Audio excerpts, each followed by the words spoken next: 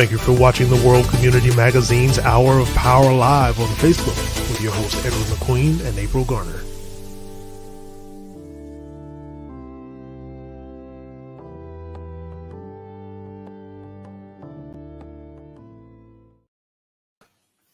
Yes, and we are live.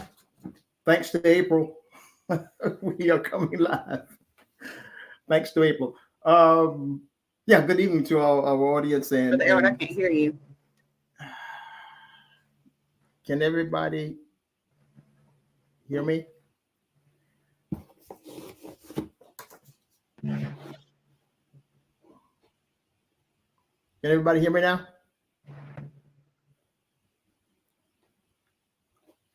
Okay, say something again. Yeah, can everybody hear me now? You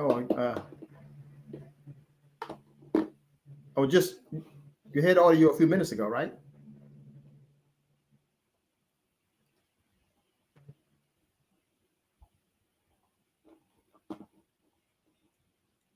Okay. Maybe I'll leave the studio and come back. Okay. Can you hear me now? I can hear you now. Okay. I can hear you now. Mm-hmm. Okay. Loud and clear. Okay. Okay. Good. Mm-hmm. Yeah. Good evening to our audience, and welcome to the program. And sorry for our little delay there, but these things happen. But we have this willingness to bring you the type of information that we think that you're going to need, and especially when it comes to issues like what we promoted so far. So we'll get started right away. And April, good evening to you. Good evening. How are you? Yeah, I'm glad you can hear me. Okay. Yeah. So I see you got the memo because you're kind of matching what I have on. You have the rust color, cream color situation. I like that shirt, and it matches what I have on with the flower. Yeah, that's good job, Brother Edward. Yeah. Hey, look, we didn't even communicate. That was just a natural thing. That's because you from Sugar Hill. That's right. But that's what it is. That's right. That's what it is. So April, we're delighted to have with us today the granddaughter, not the great-granddaughter of our first Black US Congressman. Okay, not South Carolina State Congressman, first Black, but he was. And he's a native of Georgetown, South Carolina. Kudos to Georgetown. Okay. So talking about none other than Mr. Joseph Hayne Rainey. And we have his great-granddaughter with us who can, we elaborated a little bit on it last week about the unveiling of the plaque for him, which was his park. That was a park that was already named after him. And so they took the liberty of unveiling a plaque describing his giving a good narrative of his journey. So without further ado, if we can have his great-granddaughter, Miss Lorna Rainey, with us. We're going to have the Porterfield twins first. Yeah, I'm sorry. So let's start local first. Okay, let's start local first. And April, let's hear from somebody, some of our favorite people who we haven't heard from in a long time. I know the audience can't wait, so we're gonna have them coming on, and none other than the mighty twins, the Porterfield twins, and they're ready to come on and give us an update on the past two city council meetings that we were not privy to have. So I can't wait. You guys ready? Yes, sir. All right, and let's do it. Okay. Okay. All right. So we were talking pre-show, Brother Edward, trying to get all this wonderful information together. And so they're going to start with the two city council reports for June 3rd and June 17th. Okay. And I understand that there was a first reading of an ordinance for the budget. Do y'all want to talk about that? They talked about for the budget, they talked about an ordinance to levy taxes and establish a multi-SIPP, like a budget for different places in Conway. And were there any details that you remember from that discussion, or was the budget? Were the budgets passed, or did they just discuss them at that particular meeting? They passed the budgets Mm-hmm. for that, so they were able to approve them because many of the stores were asking for like a higher budget or like a minimum wage budget, and they were able to pass them. So, yes, for the budget. Oh, okay. They were all right. Did you learn anything about budgets and all of that that was discussed? Takes a lot to put a budget together, doesn't it? Yeah. Especially a city budget. Yes, ma'am. All right. Now, Desmond, I'm having a little bit of trouble seeing you. Can y'all sit just a little closer? Yeah, just a little bit closer there. Yeah, a little closer together. There you go. You're twins. Y'all should be used to it, right? Yeah. Absolutely. All right. So then there was the creation of some specific departments within City Hall. You want to talk about that? They talked about different creations, like they wanted to create different things in the city of Conway for the different departments. You have anything to add on that? Well, I would say like different departments, but specific departments. But we don't have a lot of information on that one about the specific departments. But we can find out from the mayor. And when we come back on, we will sure to inform you. So we'll write it down on a sticky note and inform you guys about the specific departments.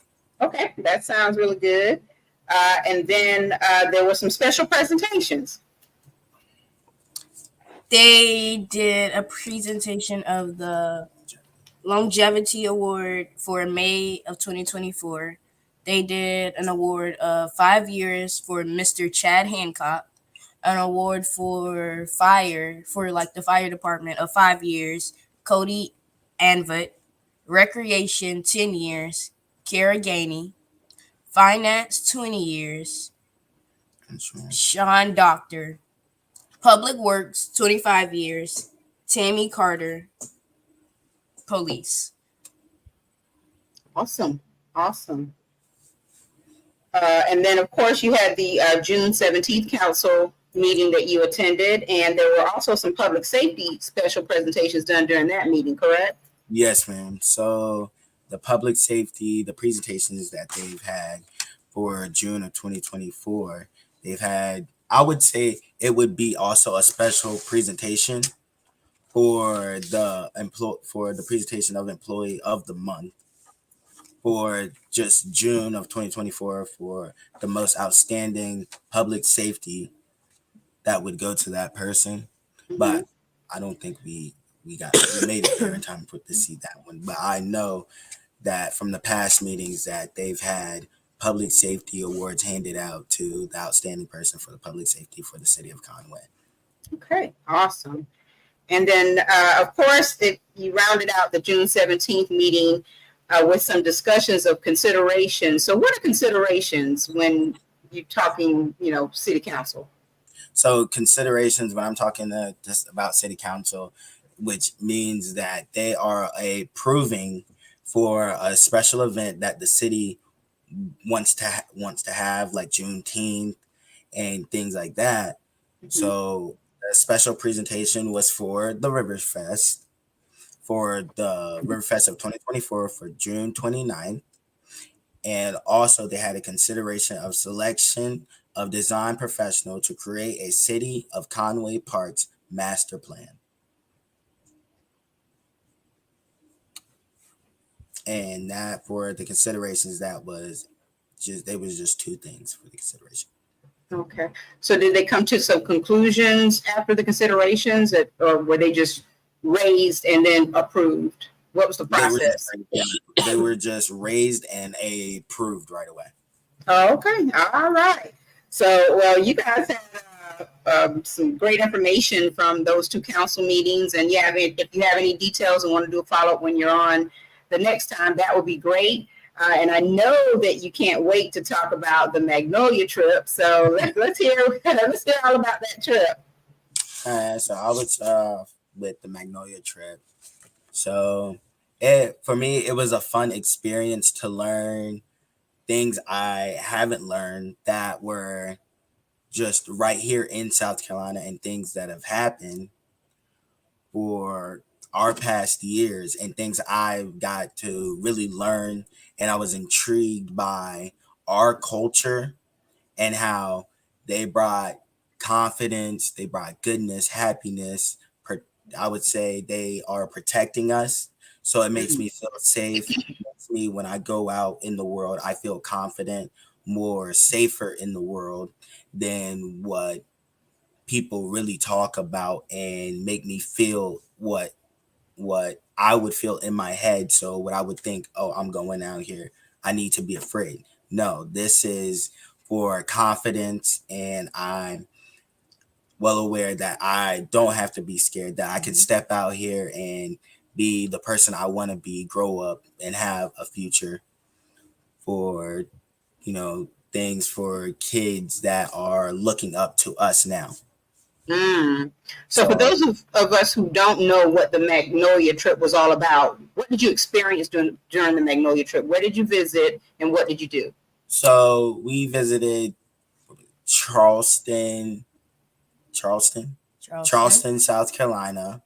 And the Magnolia was a plantation, actually, that was in Charleston, and they kept it for some sites. They've had, I would say, Gullah songs. They had stories about past slaves. They've read over 500 slaves that were on that plantation.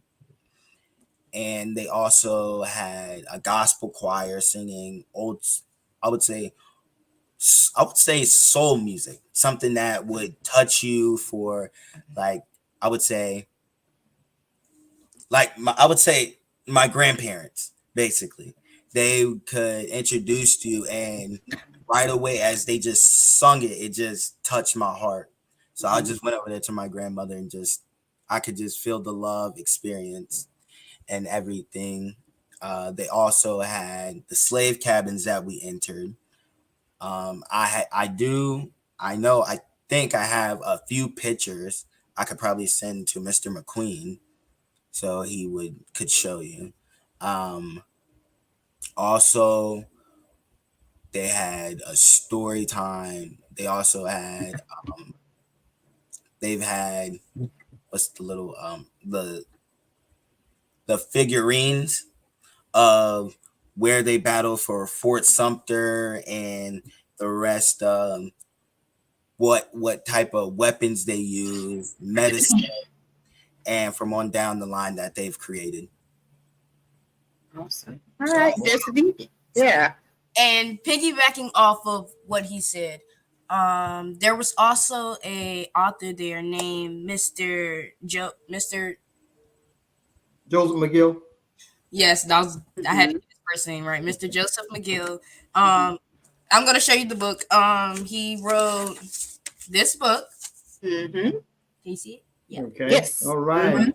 The ancestors, and basically, in it talks about the places he's been, like the different plantations that he's visited, and he told us about how he slept in a slave cabin, and his first night it was scary, and he had to find other people that would like have a sleepover with him in the slave cabin, so he would feel more comfortable and safe inside of there instead of sleeping by himself.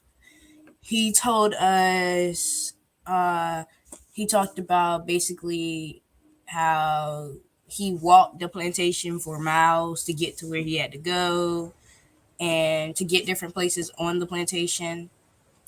And he was starting to tell us about the gospel songs that they were singing.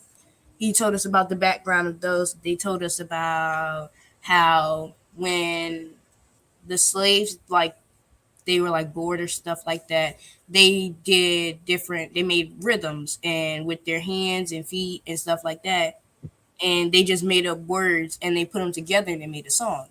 Mm-hmm. So all the songs that they sung were from the slaves. You have something to add on that? And also, I wanted to also add, I've learned this, I want to say, from Miss MacGyver.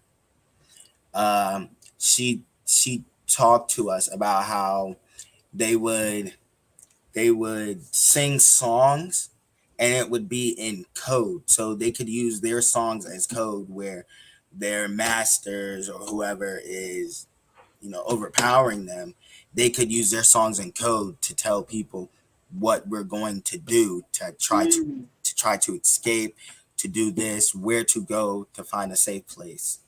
Yeah. And also, they did not tell us this, but we ended up figuring it out. When they braided their hairs with their hair, it was basically put as a slave map. So they would have different routes to go, and they would learn them off the back of the braids. Mm-hmm. So that was kind of neat. Anything else to add, my brother? I would also like to add, I was watching a movie. It's called Harriet, and they just added it to Netflix not too long ago, and I was watching it, and it just touched my soul to see where the hardships she's come from and how she overcame them. So it makes me feel I could overcome any challenge in the world that comes to face me. Well, I think the ancestors would be, they are overjoyed that you're inspired by their stories, even though they're stories of hardship. But it just reminds us of how far we've come. And if you're paying attention to what's happening in history today, it also reminds us of how far we have to go. And so, I think you had a wonderful trip, and this is all related to the summer literacy project that Ms. MacGyver spearheads every single year. And I don't know how many young people are a part of that project. I've seen the registrations come in, but how many joined you all for the Magnolia trip? Were there a lot of people? A lot of youth? It was a lot of people. Mm-hmm. The bus was full, so it was a lot of us. Okay, all right. That's awesome. There were some people in cars driving. Yeah. Awesome. Okay, and we had Brother McGill on the show, 3 or 4 weeks ago, Brother Edward? Yeah, about 3 or 4 weeks ago. Yes. If you have a chance to go back and watch the replay of that show, he shared a lot of the, kind of the foundational pieces that relate to why he actually wrote the book, and also, set out to sleep in the slave quarters to gain more insight about the history as well. So, well, you all had a pretty full June. June 17th, the Magnolia trip. It's always a pleasure to have y'all on. And, whenever you're ready again to come back and do the Porterfield Report, we're here.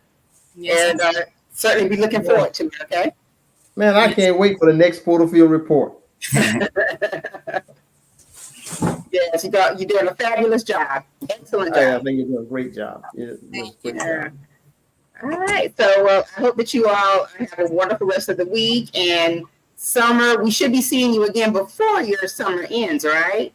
Yes, ma'am. Yes, ma'am. Oh, yeah. Okay. Yeah. So Desmond, plans for the end of the summer. What are you doing? For the end of the summer, I have got accepted into diesel. So I switched from welding because I was on the wait list. So I went over to Georgetown Tech. Me and my mom, we talked to the instructor over the welding, and she also does diesel. So I start diesel on August 26th. And then I'm also waiting because I'll still be on the wait list for next year for welding. So I'll be doing welding next year as well. Yeah. All the money. That's all the money. I am so proud of you. That's my old stomping ground. I can tell you, ever since that program came to be, it has always been a program with a wait list. And it's, students are coming out and completing it successfully, going into lucrative jobs in the workforce. And you're saying welding and diesel, that's going to take you a long way. Those are sustainable career field. So I'm so glad that you've gone the community college route. If I knew then what I know now, I probably would have gone the community college route as well. Congratulations on that. And then Destiny, you still have another year of high school, correct? Yes, ma'am.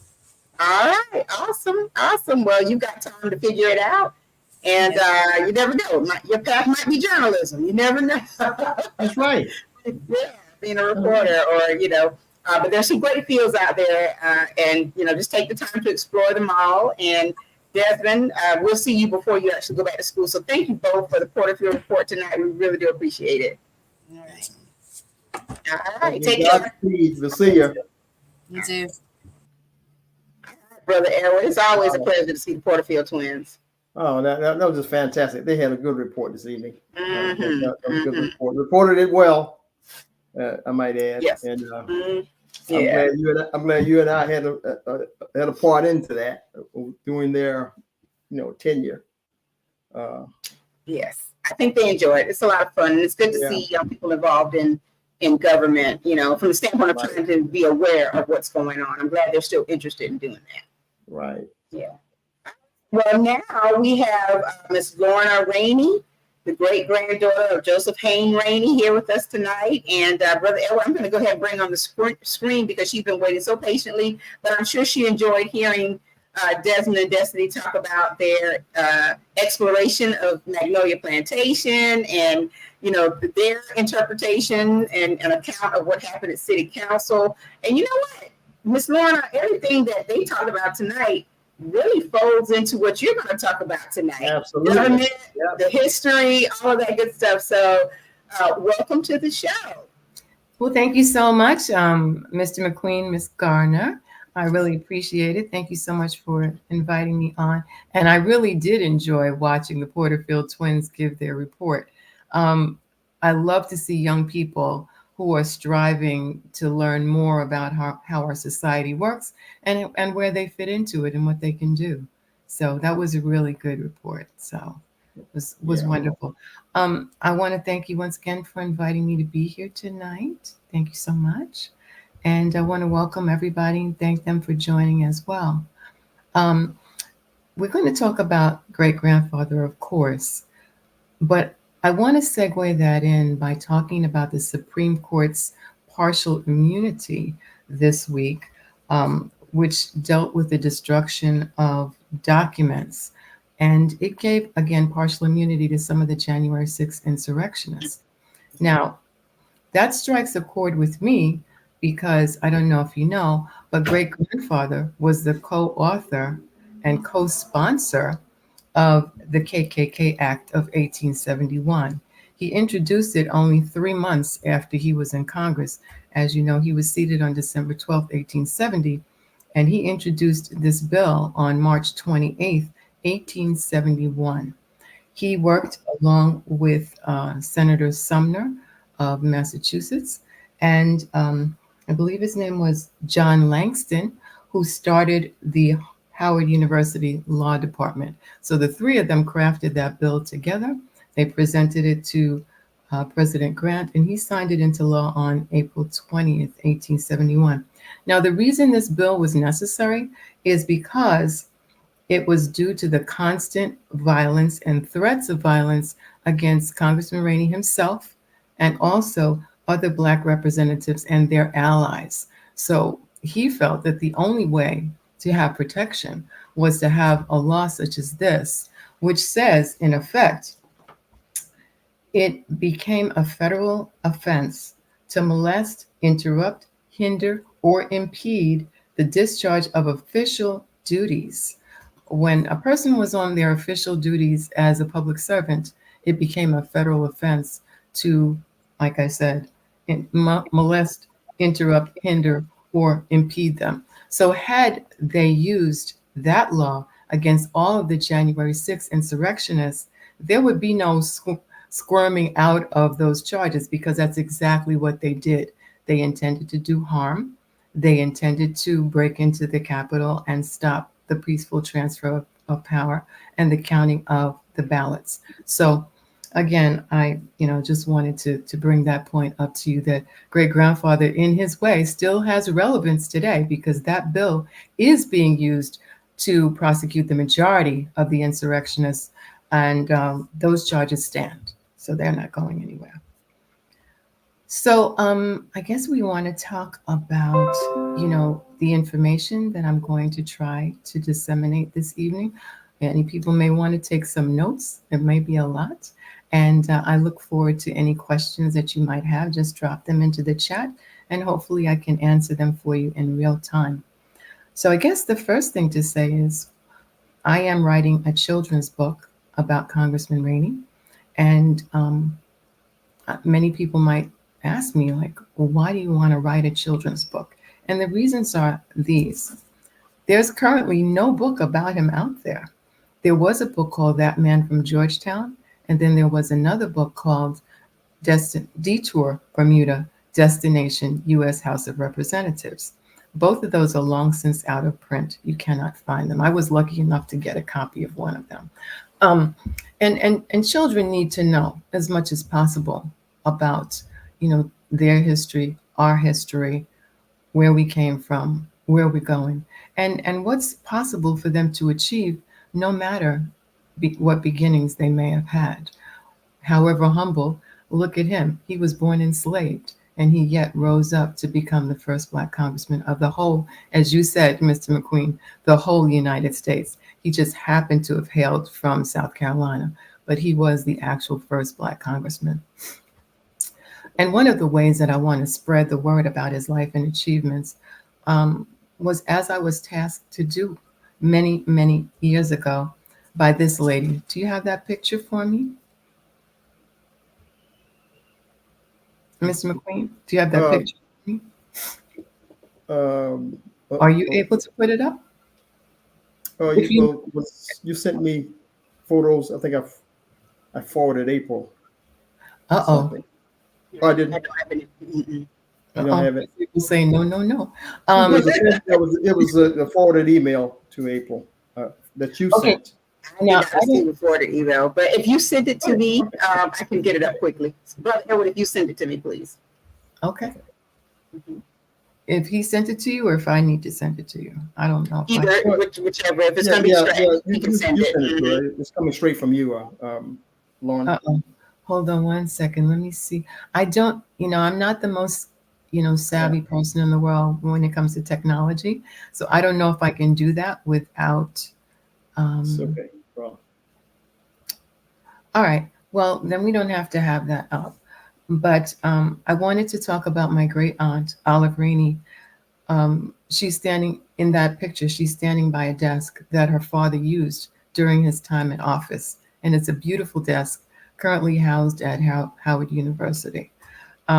Since this book is for the young ones, I want to add in as much information as possible, but in an entertaining way and in a colorful way. So the book is structured in such a way that children, hopefully children, I think maybe 3rd or 4th grade through probably 5th and 6th grades, they would find it a book that would be entertaining to them.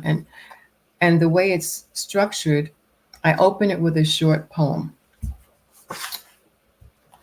And it tells you a little bit about my relationship with my great aunt.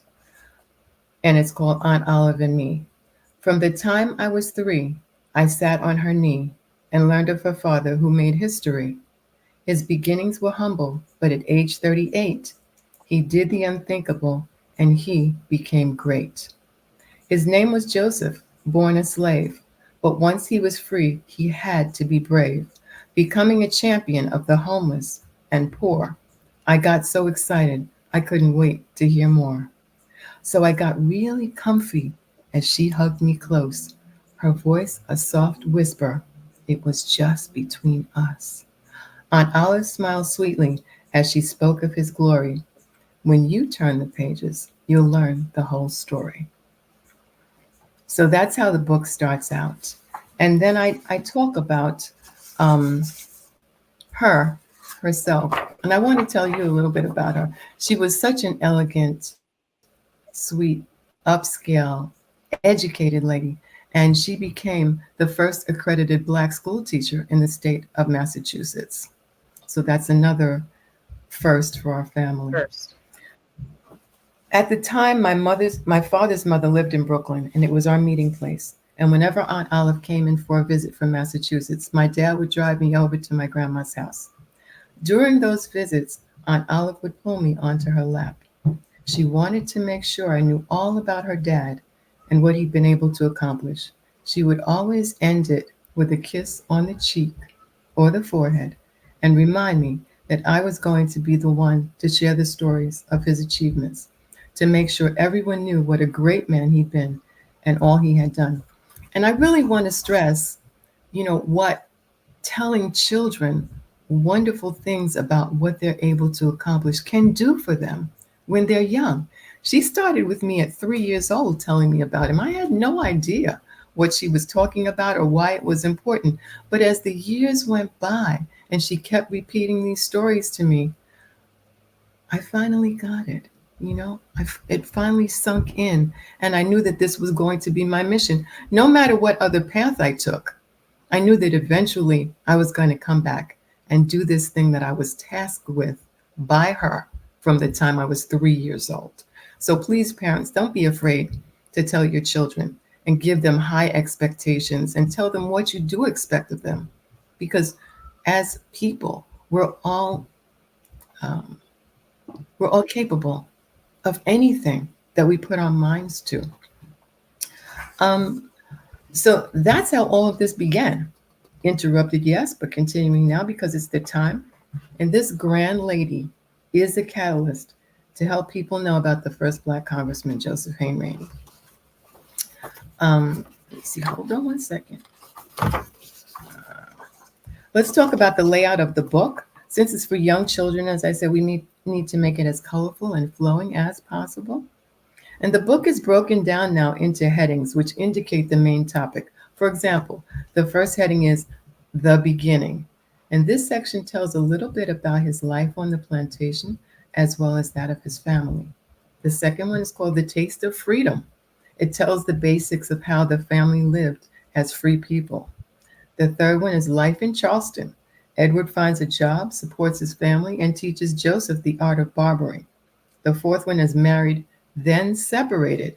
How Joseph goes to Philadelphia and marries Susan, only to be stopped by authorities on their way back to Charleston. It was actually against the law, whether you were a free person or not, to cross state lines at that time. So he had to lean on the friendship of people who found out that he had been stopped to get him out of this situation because he was going to be arrested. They were going to send him to jail. At various intervals, there are either illustrations or actual pictures to accompany the text. Many pictures are public record, and the others are family photos, letters, and articles. We'll include photos of places and people from Congressman Rainey's time, as well as milestones which have happened since 2005. His picture was not hung in the Rayburn building next to the rest of his peers until 2005.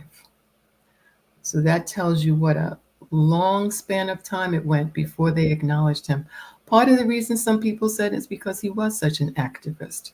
He's also credited with performing the country's first sit-in to protest the lack of service. And that happened at a hotel where he went, and he wanted to have a meal like everybody else.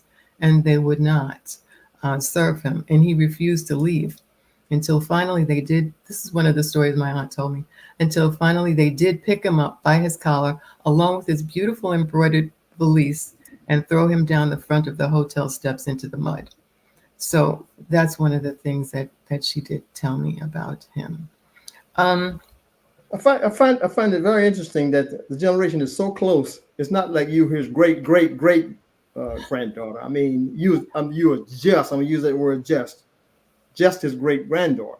I know. I think about it too sometimes, and it's mind-boggling to me too, because I do feel a tremendous closeness with him through my great aunt, whom I knew, who was his daughter. Right, so right.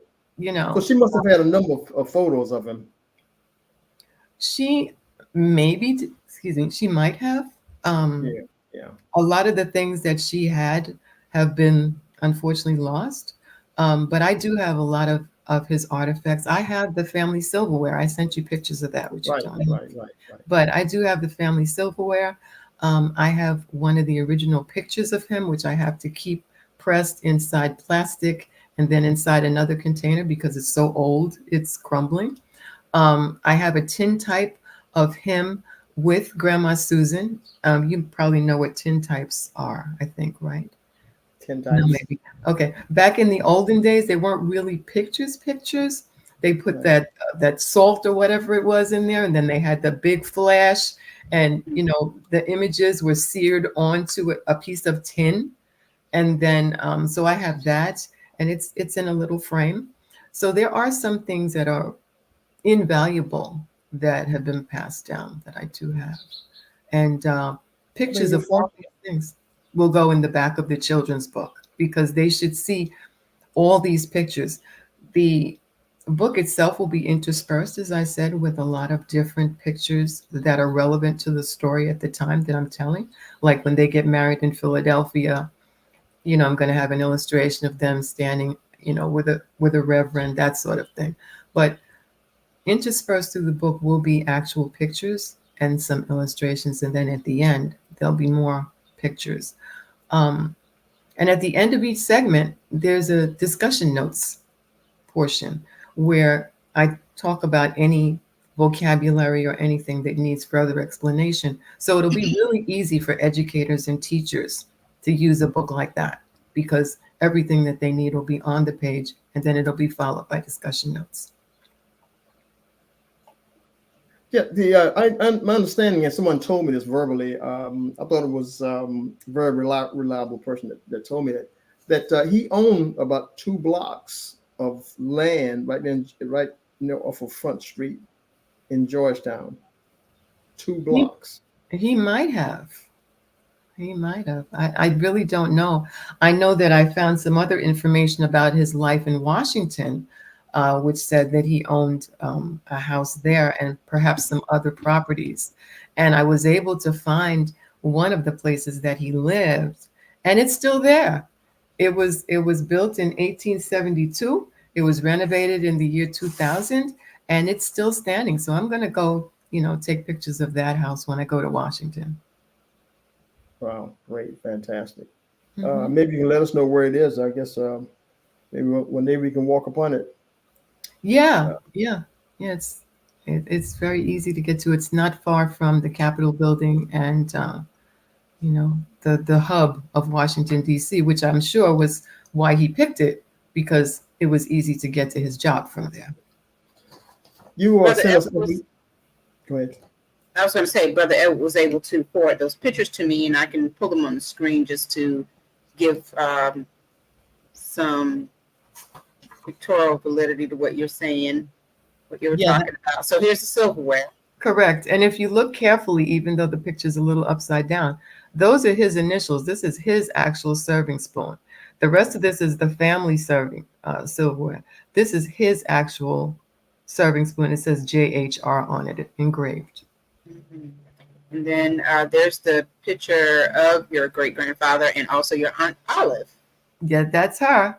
Mm-hmm. Yeah, that's her. Love that lady. What a sweet Well, he lady. kind of favors you a little bit. Yeah, I see the resemblance. Mm-hmm. Thank you. Yeah. Thank you very much. Yeah. Wow. It's all fascinating to me too. So, Yeah. It's good to know that we're able to be so close to history like that. That's absolutely. A lot of us can't appreciate it because we don't know anything about it. But we're gonna have having people like you come on and further advance not just the cause of his life and his journey, but more information and knowledge is power. Absolutely. I'm so blessed that I had her and that she had this fire in her to make sure that his name and his legacy didn't die, because otherwise I would not have known anything about him until I got into high school. That was the first time anyone mentioned anything about Joseph Rainey at all. And at that point, the teacher, I'll never forget him. He was my teacher in African American studies.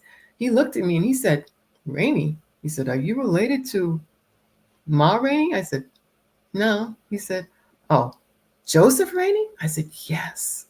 And he was just enthralled. Every time I was in his class, he was asking me questions.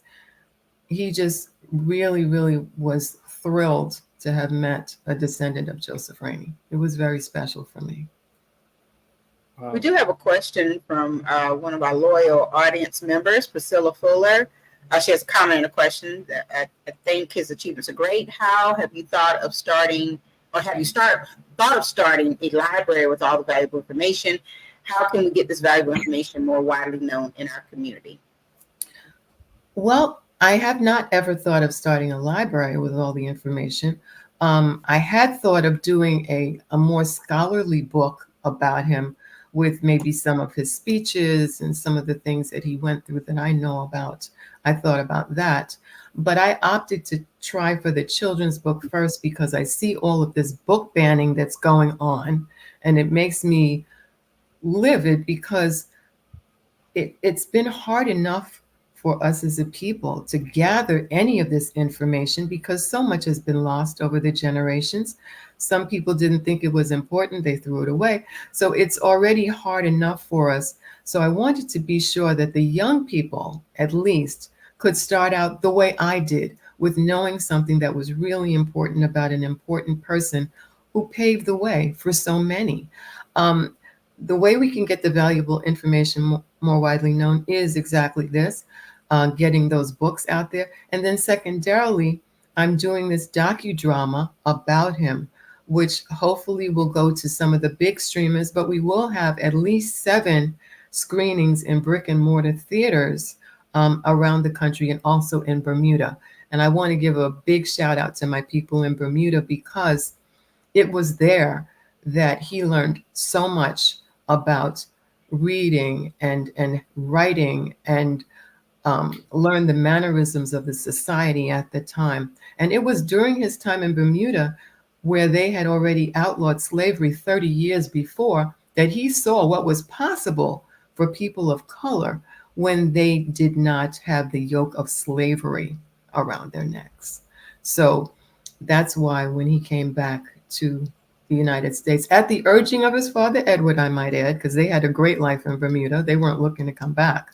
But when the Civil War was over and his father wrote him, he asked him to please come back. And of course, he did. And the rest is, as we say, history. Wow. Wow. You know, you talked about, well, at least in your notes, about an enterprise railroad that he made an effort to have. Can you talk a little bit about that? Absolutely. Actually, it was started. It was a thing, as they would say. The Enterprise Railway System started on, I have an exact date here for you. March 1st, 1870, Enterprise Railway System was started. And it was started as a freight and passenger line between Charleston and the wharfs around Charleston, so that they could take freight and people back and forth. And to this day, that's the only Black-owned railroad in U.S. history. And it was started by 5 Black men.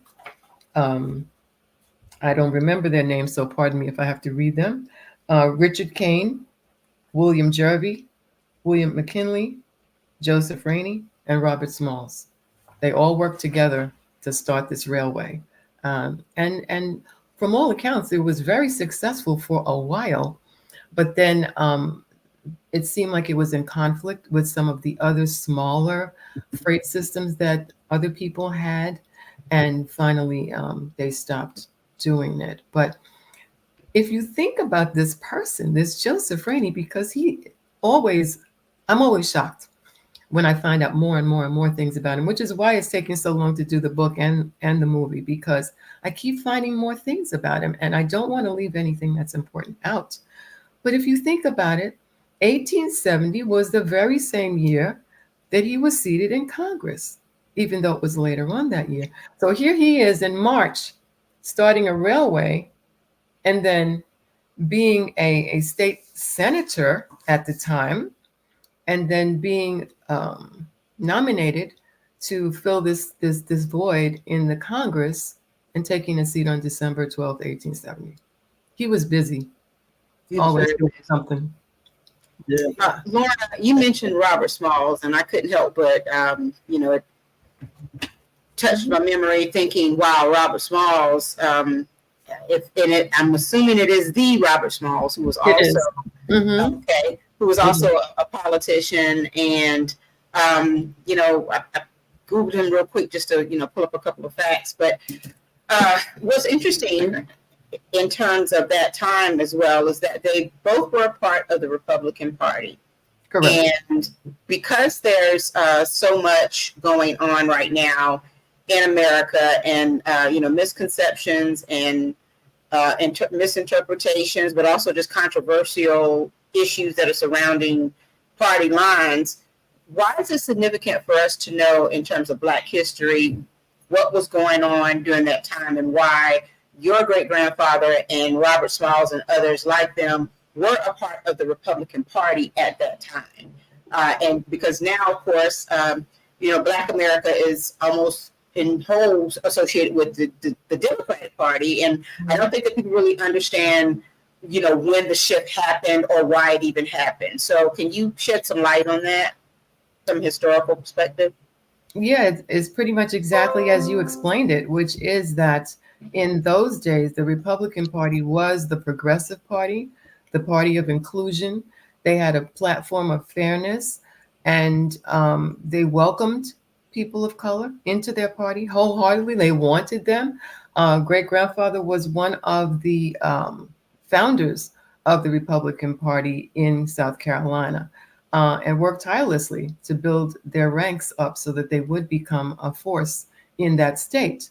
And then somehow things through the years shifted, and the Democrats had been the party that was blocking all of the progressive movement. And then all of a sudden in the 1960s, you have enter Lyndon Johnson and the Civil Rights Act. And after that time, most people of color were Democrats, because that's when the real shift happened. So most people today, and unfortunately, you look at the Republicans today, they're still not the party of inclusion. The people at the top, I can't speak for every single person because you can't tar everyone with the same brush. There are lots of great people. I want to shout out, I don't know if you'll see this, but I want to shout out former Congressman Tom Rice, what a wonderful man. He is the one who's responsible for the post office in Georgetown being named after great-grandfather. He and I had a wonderful relationship, and it was only because he could not side with the insurrectionists and spoke out about it that he was booted from office. Really miss him so much. But like I said, the tables have turned. Most people who are on the side of fairness and equality are Democrats, because we see that although they're not perfect, they do actually try to help the majority of the people. You see them with the LGBTQ people. You see them with all different classes of people, and they're trying to bring everybody under the tent. Whereas I don't see that happening as much with the Republicans. They talk about it, but it seems as though they don't really act on it as much as they could or should. I think it's important to just bring it into, focus, because as we encourage people to learn more about our history, they will stumble upon these types of facts. And as much as we can add clarity and create an understanding of, the historical pieces that underpin, the entire story, you definitely would want, especially our young people, to take a look at all the historical facts that are tied to a particular figure in history, and not necessarily say or attach what's bad today with what was going on back then, and vice versa. You know, that's a part of really exploring and discovering what history is really all about. And, you know, writing your efforts to write books and to teach young people, especially our youngsters, meaning the little ones, and, you know, developing about history is, you know, definitely something that's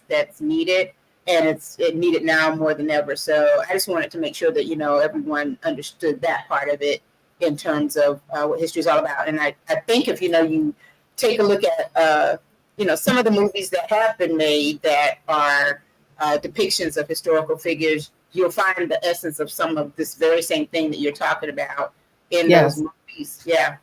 Absolutely. Absolutely. And I'm really glad that you brought it up, because I think it does need clarification. I think people do need to understand, you know, that what was happening then is not what's happening now. And they need to understand how the shift happened and how labels can be misleading sometimes. You know, don't look at it and say, well, he was a Republican and go, because the Republicans were different back then. He would not have been able to be a Democrat in those days, because they were staunch, you know, anti-freedmen, anti-Black, anti-immigrant. Great-grandfather worked for all of the people, all the constituents, the Native Americans. He was sitting on that board of the Native American Bureau, Indian Affairs, sorry. Then he spoke out for the Chinese railway workers, spoke out on behalf of the freedmen, spoke out on behalf of the voiceless all over. And he only could do that because of the party and what it stood for in those times. So wow. So I see all of these things that you're making the showing the different, you know, you're differentiating from. I hope I don't have to come up with a disclaimer saying that. I already did the disclaimer. I said you can't paint everybody with the same brush. I said that. Yeah, I don't think this show needs a disclaimer. No. Uh-oh. Yeah. So, but anyway, Lorna, I'm intrigued with all the information you've been able to provide us and our all of our viewers. You see the comments on the side, I suppose. No, you don't. I don't. Oh, I'm sorry. I don't see them. I had it still in private chat. I told you I'm not that tech savvy. What y'all doing? Well, no. Yeah, there's a bunch of them. You got a whole list of them. Oh my goodness. Oh my goodness. Yeah. This is wonderful. I'm so happy. Yeah. Okay. This is very nice. Right. And so obviously they're enthused about you and your endeavor with your great-grandfather. Great-grandfather, just one. Yeah. That's I know it's crazy. I keep saying that's a close generation. I mean, yeah, that is very close. You know, there was somebody on TV that I was watching recently too, and they were saying the same thing, how sometimes you're only like 2 generations removed from the ugliness of enslavement. You know, it can be very, very close. And I know that for me, it's one of the things that continually makes me so appreciative every day, because there are days I wake up and I go outside and it's blazing hot. But instead of complaining about that, I think of my ancestors who had to work out in that blazing heat from sun to sundown every day, except for Sunday. They gave them that day. And then I think of my ancestors on the other side who had to walk the Trail of Tears, regardless of the snow, the ice, the heat, whether their moccasins were worn out, whether they lost their blood, had to keep going, So I have no complaints about life, because first of all, it doesn't help you to complain. If there's something you don't like, then you try to change it. And I know I got that from great-grandfather, because I started my talent agency. It was an agency at the time, with my last $50 and a box of supplies from Office Max. And I started it because I looked around, and every place that I looked in magazines, I didn't see anybody that looked like me or you or you. I didn't see any of that. And I was a constant letter writer and constant caller. I was always calling, always letter writing and faxing people about this is not right. And so to speed it forward, in my position now, when you see people of color on television, when you see them in newspapers and magazines, when you see them in ads, when you see mixed race couples, when you see, non-traditional casting going on in TV and in the movies, I'm proud to say I helped do that because I was always pushing the envelope about you need to hire the right person for the job. You need to stop discriminating against people for how they look. If that person, I have so many success stories. I could talk about them all day. But I will say the great-grandfather in his way did what he did in politics, and I did what I did in the entertainment industry. And it's all the same because it all pushes us forward. It all pushes us to a better place. Absolutely. Absolutely. Look, it's Verdell been... Beckman says, Verdell Beckman is, I think, is kind of challenging the shaking of the family tree. She said, my father's mother's maiden name was Rainey, and she was from Georgetown. There may be a connection. There may be, but a lot of times I realize that maybe she's on the Edward side because Edward also had children. It's not direct to me, but it's probably direct to Edward because I met a gentleman in Brooklyn not too long ago through another cousin of mine whose last name is Rainey. But he is descended from Edward Rainey. So I know that there's more of Edward Rainey's descendants out there. Have you attempted to do your genealogy? I have not actually. That would be, I think I have enough right now. I can't. Well, other people can do it for you. You don't have to be the one to do it. But other people. Yeah, and I'm sure it would be fascinating to find out the branches. Our branch is very small. Our branch off to this side is pretty small because he only had 3 children. Aunt Olive never got married, never had children. So, my grandfather, I know, who is related to me, and that was mainly my dad, my brothers. That's it. And like I said, Edward, he has probably children that I am not aware of. But I have talked to Peter and asked him, I said, let's get together and compare notes and see who you know that I may know and maybe, just kind of flesh this out a little bit more. And he says that we will. So hopefully that will happen at some point. Right. Yeah. Wow. But it is fascinating. Yeah, it is. Lorna, it's been, you're going to run out of time here, but hey, the overtime was worth it. Oh, thank you very much.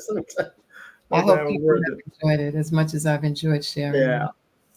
Yeah, we got a lot of comments to back that up to say that a lot of people were enjoying it. Good. I'm happy. And look, good luck on your book. I can't wait for that to come out. It's going to be a blast. It's coming very soon. As soon as I can finish putting all these final touches and more details that I keep finding. And that's my problem, I guess. In researching, I keep finding more stuff, so. And that documentary or docudrama. Docudrama. Yeah. We turned it from a documentary into a docudrama simply because, with a documentary, you have to be able to verify every single fact. Yeah, right. And if we put dialogue in, we can't verify that that's what they actually said. Right. It was too long ago. So that's why we changed it into a docudrama. So we have just a little bit more, poetic license with it. But the facts will still remain the facts. Those will not change. Yeah. Wow. Well, April, we've had our food for tonight for today. Yes, it's been a wonderful show. It's always to learn Black history. That's why we say Black history is 365. That's right. 365. It really is. So thank you so much for joining us tonight. And we certainly do appreciate all of our guests for joining the conversation, posting questions and comments. Absolutely. And we hope you enjoyed it. And I did. anytime. Can you give us a time frame on your book so that we'll have you on as a preview first before? Yeah, you know what? The book is not going to take that much longer. I'd say by the end of, maybe even by the end of July, it should be at the publishers. So it should be in time for the school year is what we want, right? We want it to be in time for the school year. Wow. I already have some pre-sales, some people who've reached out and said, I want to have this book. So I anticipate that is going to go very well. I just got to do it the right way. You know, if I've waited this long, I want to do it right. So. All right. Yeah. Thank you for. We're going to have you back on for that book. So. All right. Then I'll be able to show you actual pictures from the book and all that good stuff. Yeah. Okay. All right. So look, good luck, and so happy to have you on, and hope to have you back again. Thank you so very, very much. I've enjoyed it. And continued success to World Community Magazine too. Well, thank you much again. And the Porterfield twins. Yes. Absolutely. Yes. So great. We appreciate all of you today. You have something else, Brother Errol? We're going to make sure you get a copy of the book, Lorna. Of the magazine, the next issue of the magazine. Okay. That'd be great. All right. Thank you.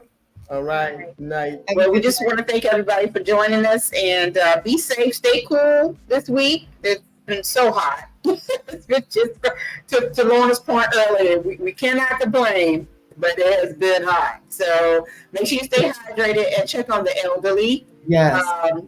And keep your pets safe as well. So everyone have a wonderful rest of your week, and we will see you next week. Next week, God willing. Yes, absolutely. Thank you so much. Good night. Thank you for watching the World Community Magazine's Hour of Power Live on Facebook with your host Edward McQueen and April Garner.